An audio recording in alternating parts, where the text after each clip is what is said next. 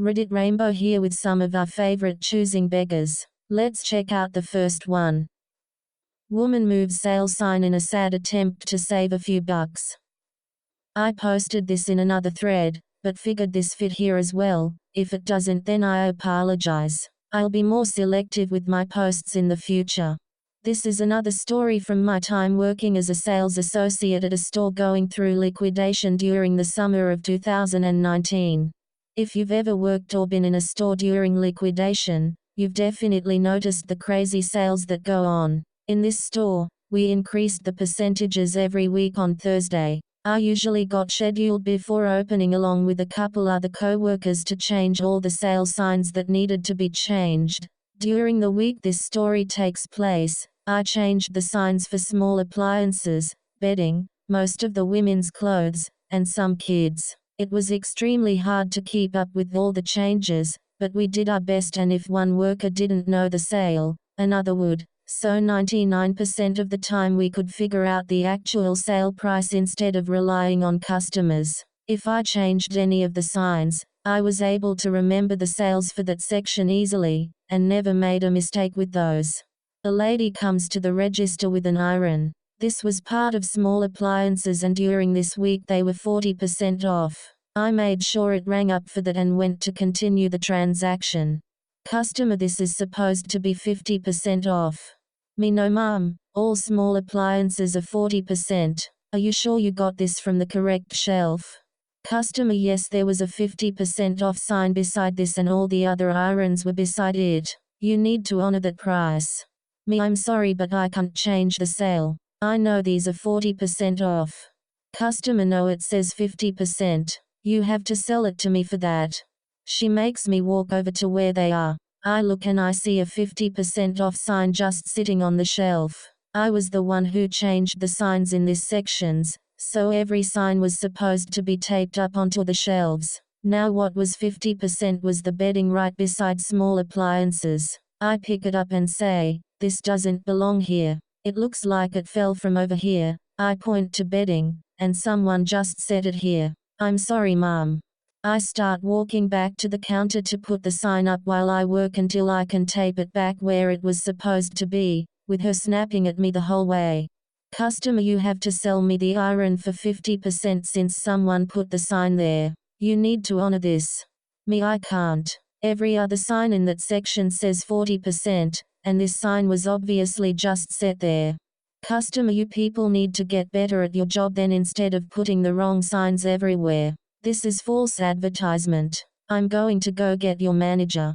After she left, I went to go take the sign back, and when I got a closer look, I realized the sign had actually been ripped off the bedding shelves and put by the iron the lady was trying to buy. I put two and two together and realized this crazy woman had tried to trick me into selling her the iron for cheap by switching signs around.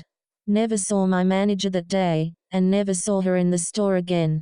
So many people tried things like this while I was working, but none of them had ever actually switched signs around. It was actually pretty entertaining once I realized what the lady had done. The next one is a doubly good one since it has an entitled parent and a choosing beggar. Enjoy. Choosing beggar wants $1, $000 for $10 coupon sent to wrong address, ends up paying legal fees. This story is from a few years ago, when I worked in the legal department of a 1,000-plus store national retailer. As part of my job, I handled customer complaints that elevated when the customer threatened legal action. The cast is very simple. Me equals me. EM equals Karen, who was also an attorney. AE equals our awesome attorney. Our customer service call center forwarded EM's call to me after she threatened legal action. EM left a message claiming that she was not provided $10 in customer reward coupons, spend $200, receive a $10 coupon in the mail sort of thing. This was before apps, based on her purchase of clothing for her son and daughter for back to school. I looked into it and called EM back. It turned out, we had an old address associated with her rewards account. No big deal, right? I spoke with EM and offered to send her the original $10 coupon and an additional $25 for her trouble to the correct address. That did not satisfy EM. She claimed we should have known her address and threatened to sue us if we didn't pay her $1,000 in cash. Her rationale was that it would cost us at least $1,000 to defend the suit. She was in a state in which our company did not have any offices, so we should just pay it to her. I declined, but still forwarded her the $10 coupon she was entitled to pursuant to our rewards program. Sure enough, she sued us for breach of contract, fraud, and any other conceivable charge. I went to my boss, the COO, and told him the story. He asked what I wanted to do. I said I'd rather pay legal fees to a defense attorney than pay EM, and he agreed. I contacted AE, explained the situation to him, and I $hit you not, he said, in a southern drawl. I get to sue EM? I should be paying you guys. There are a lot of lawyers in this legal community who would love to sue her, as she is reckless, unpleasant, and a total pain in the ass to deal with. I'll gladly take your case. He agreed to defend us at a reduced rate. Part of our defense strategy was to counter-sue her under the state's frivolous lawsuit statute, which would move the suit from small claims court to the larger civil court.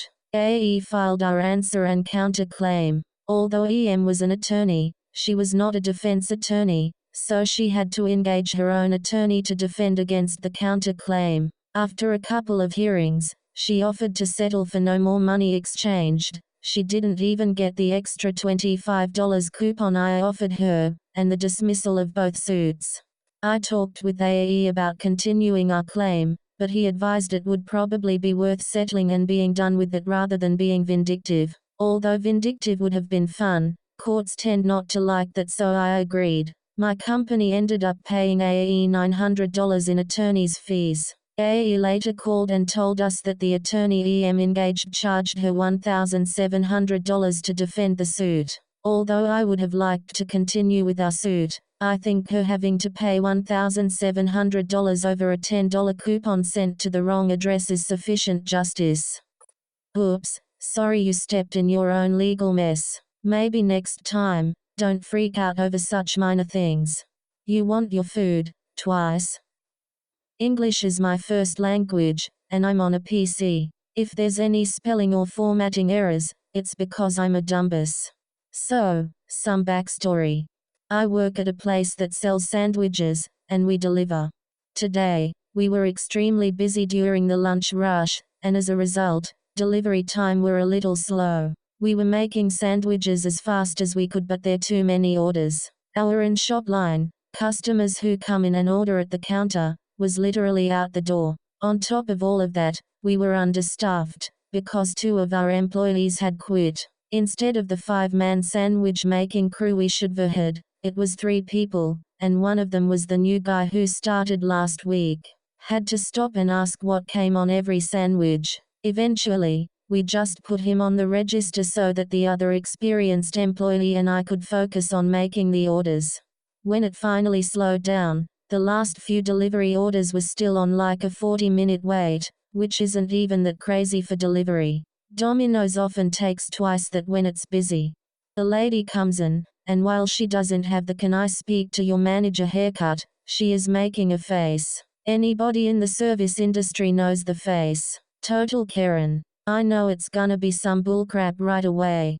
Karen, I ordered a delivery for 3 sandwiches, and it never showed up. We're hungry, we've been waiting for an hour. Perfectly possible, it's been a hectic morning, and mistakes happen.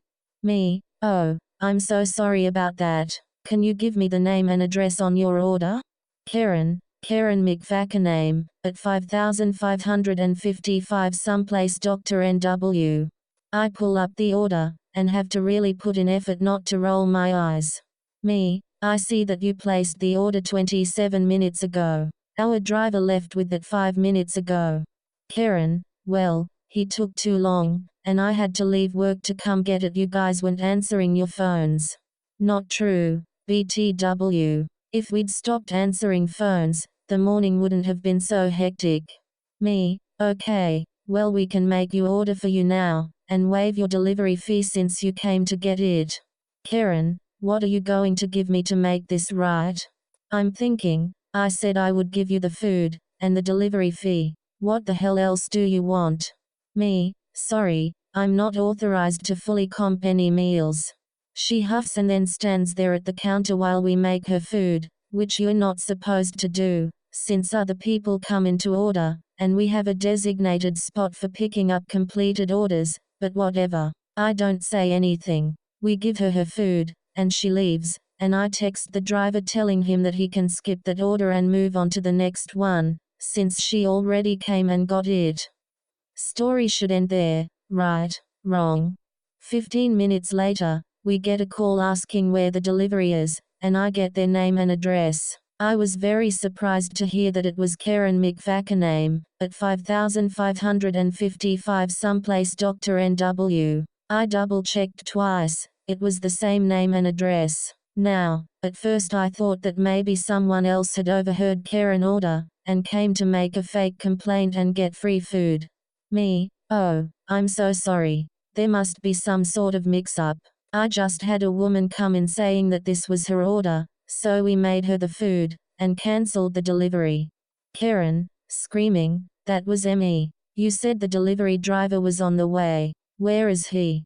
Me, Lem, get this straight. You came to pick up the food, and I gave you the money for the delivery back, and gave you the food, but you were still expecting us to deliver it again? For free? Karen, yes, to make up for me having to leave work and get IT. Me, miss, you didn't have to come and get your food, you chose to. It was already on its way. If you wanted it delivered, you should have waited for the driver. Karen, no longer screaming, can I speak to you, manager? Oh, you absolute fool. Don't you know? Me, I am the manager. Click. Guess she didn't want to talk to the manager, huh? I am always amazed at choosing Beggars' capacity to nibble for just a bit more, even when they get something for their antics. Which choosing beggar was the worst, in your opinion? What would you do in these situations? Let us know down in the comments. Don't forget to subscribe and click the bell so you can get all of the notifications. Thank you for spending time with Reddit Rainbow, and we look forward to the next one.